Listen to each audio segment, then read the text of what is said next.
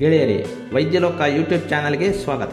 ನಮ್ಮ ದೇಹದಲ್ಲಿ ಟ್ರಿಲಿಯನ್ ಗಟ್ಟಲೆ ಸೂಕ್ಷ್ಮ ಜೀವಿಗಳು ವಾಸವಾಗಿದೆ ಎಂಬುದು ನಿಮಗೆ ಗೊತ್ತೇ? ಇವುಗಳಲ್ಲಿ ಅತಿ ಹೆಚ್ಚು ನಮ್ಮ ಕರುಳಿನಲ್ಲಿ ಕಂಡುಬರುತ್ತವೆ. ಅವುಗಳನ್ನು ಗಟ್ ಮೈಕ್ರೋಬಯೋಮ್ ಎಂದು ಕರೆಯಲಾಗುತ್ತೆ. ಹಾಗೆಯೇ ನಮ್ಮ ಕರುಳಿನಲ್ಲಿ ಅನೇಕ ಬ್ಯಾಕ್ಟೀರಿಯಾಗಳು ಇವೆ. ಈ ಬ್ಯಾಕ್ಟೀರಿಯಾಗಳು ನಾವು ತಿಂದಿರುವ ಆಹಾರನ ಜೀರ್ಣ ಮಾಡಿ ಪೋಷಕಾಂಶಗಳನ್ನು ನಮ್ಮ ದೇಹ ಸೇರಿಕೊಳ್ಳೋಕ್ಕೆ ಸಹಾಯ ಮಾಡುತ್ತೆ.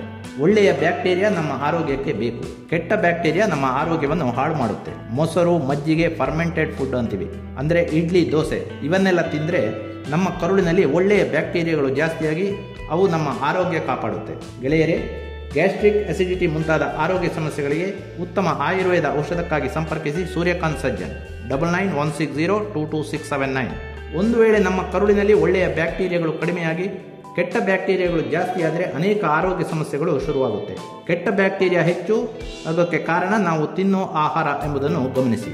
ಅಂದರೆ processed food, packed food, fast food, ಸಕ್ಕರೆ, ಮೈದಾ, ಎಣ್ಣೆಯಲ್ಲಿ ಕರಿದ ಆಹಾರ ಮತ್ತು ಬೇಕರಿ ಆಹಾರ ಇವನ್ನು ಅನವಶ್ಯಕವಾಗಿ ತಿನ್ನೋದ್ರಿಂದ ಅನೇಕ ಆರೋಗ್ಯ ಸಮಸ್ಯೆಗಳು ಉಂಟಾಗುತ್ತೆ. ಸ್ನೇಹಿತರೆ, ಆದ್ದರಿಂದ ಈ ಎಲ್ಲ ಜಂಕ್ ಫುಡ್ ಆಹಾರಗಳಿಂದ ದೂರವಿರಿ.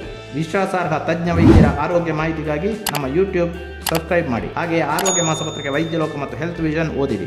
ಹೆಚ್ಚಿನ ಮಾಹಿತಿಗೆ 8197554373 ಸಂಪರ್ಕಿಸಿ. ಗೆಳೆಯರೇ, ಸ್ಪಷ್ಟವಾಗಿ ಹೇಳುತ್ತೇನೆ, ನಿಮ್ಮ ಸುಖ ದುಃಖಕ್ಕೆ ಕಾರಣ ನಿಮ್ಮ ಹೊಟ್ಟೆ, ಕರುಳು. ನಿಮ್ಮ ಹೊಟ್ಟೆ ಸರಿ ಇದ್ದಾಗ ನಿಮ್ಮ ಮನಸ್ಸು ಸರಿ ಇರುತ್ತೆ, ಮೆದುಳು ಉತ್ತಮ ರೀತಿಯಲ್ಲಿ ಕೆಲಸ ಮಾಡುತ್ತೆ. ಆದ್ದರಿಂದ ನಿಮ್ಮ ಕರುಳಿನ ಆರೋಗ್ಯಕ್ಕೆ ಮೊದಲ ಆದ್ಯತೆ ನೀಡಿ. ವಂದನೆಗಳು.